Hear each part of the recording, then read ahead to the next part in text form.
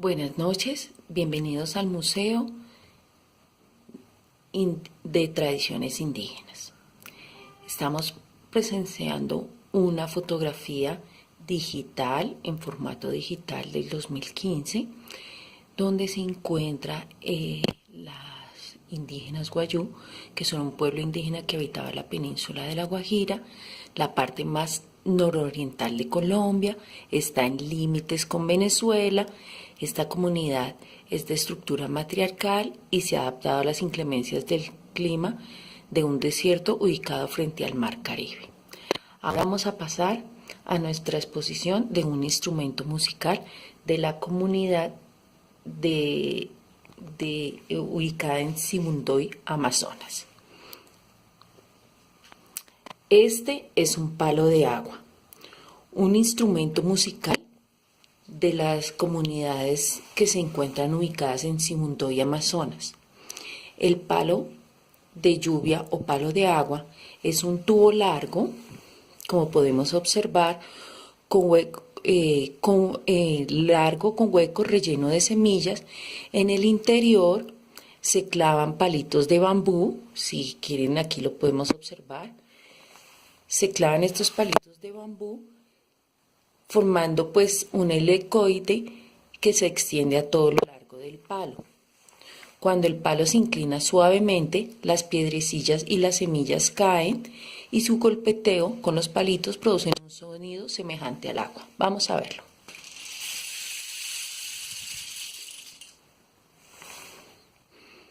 Su origen se remonta a los pueblos indígenas del Amazonas sudamericana y se han encontrado vestigios arqueológicos en culturas pre-incas de la costa peruana.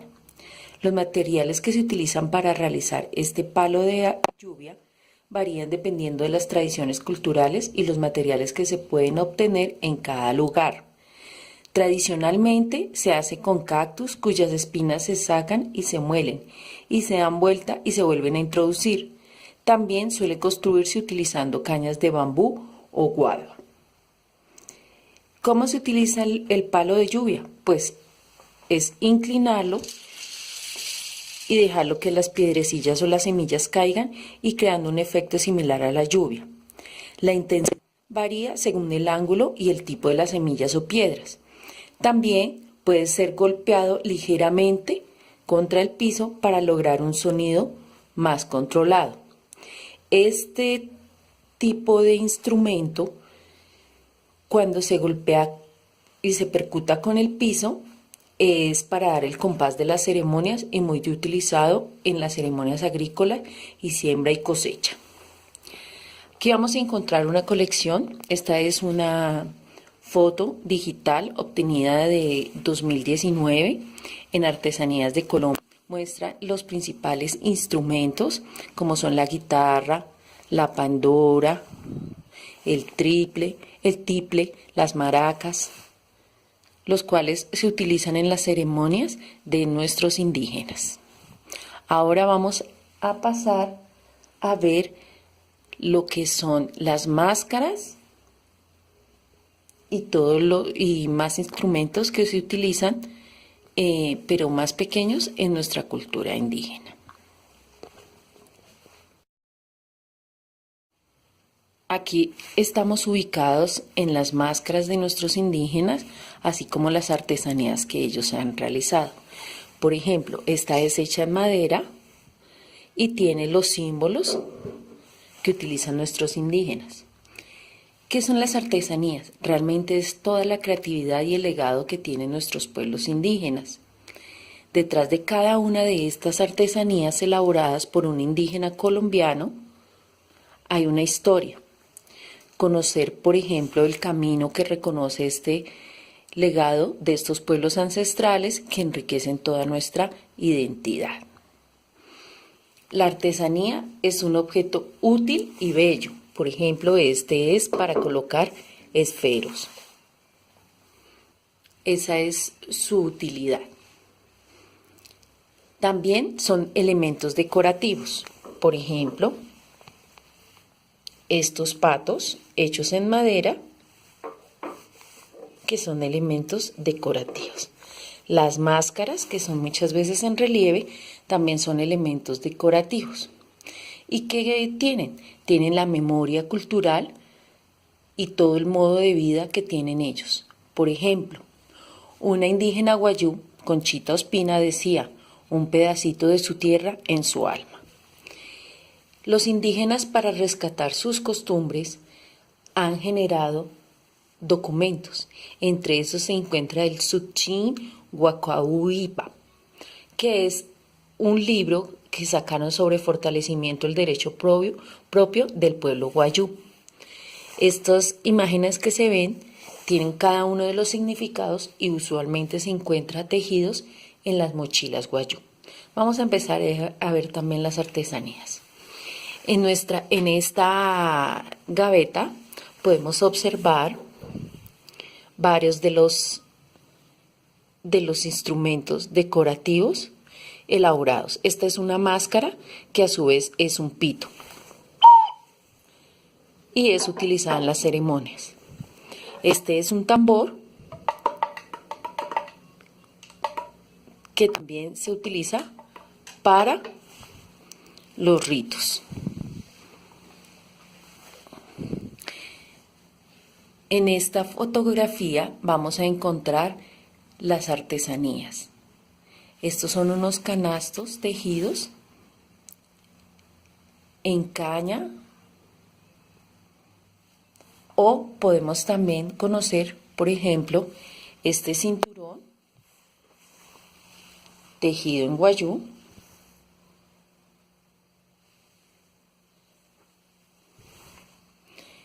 Vamos a acercarnos a la mochila. La mochila la técnica es un tejido. Aquí vamos a ver la elaboración de la mochila. Esta es una mochila guayú. Son tejidos con colores y diseños muy llamativos. Son hechos bajo la técnica de crochet o ganchillo. ¿Y cómo aprendieron ellos a hacer esta técnica? Fue introducida por los misioneros católicos en el siglo XX. ¿Qué simboliza una mochila? Simboliza, pues, es uno de los productos que se obtuvieron después del periodo de la colonización y pues es influenciado por los españoles. ¿Por qué? Porque la mochila trae y es elaborada sobre el tejido que es español. Siempre se va a tejer en la parte de abajo un redondel y esta a su vez se va tejiendo de forma circular. Esta mochila nos llegó al museo desde Valledupar, Cesar, en el 2016. Aquí vemos cómo los guayú utilizan las manos y los pies para hacer el hilado. El suta y la coromba es también con madera delgada en la punta y gruesa como una aguja, el cual con ese instrumento empiezan a hacer pues el tejido. Este cordón que se ve que está realizando aquí en la fotografía es este mismo cordón que se encuentra en la mochila para ser amarrada y cerrada con dos penachos. Vamos a ver la manta guayú. La manta guayú. La manta guayú es bajo la técnica de tejido. Esta manta es de origen de La Guajira, llegó al museo en el 2014. Refleja pues toda la belleza y el colorido de la prenda. Expresa la vida y lo que sentían en su momento los indígenas.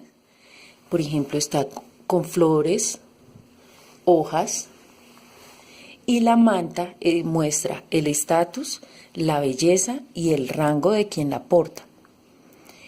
Es causal de irrespeto el tocar la manta. Existen varios tipos de mantas, unas que son más sencillas, que se utilizan para el diario, otras mantas que son más artísticas, y estas se utilizan pues para las ceremonias. Lo que se resalta de la manta es que resalta mucho el cuerpo de la mujer.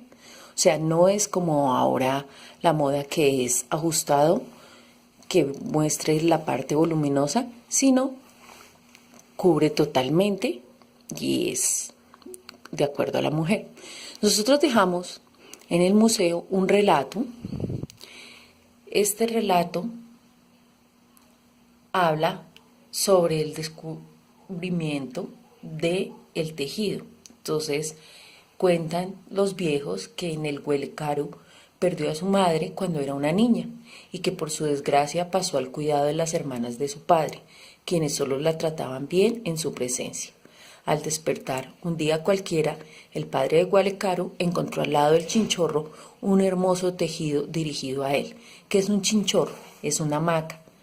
Se utiliza y lo tejen las mujeres para que se pueda descansar en ese chinchorro.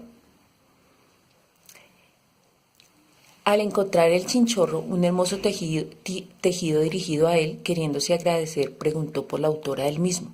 Sus hermanos contestaron apresuradamente que habían sido ellas. Las tías de Gualecaru no lo habían hecho.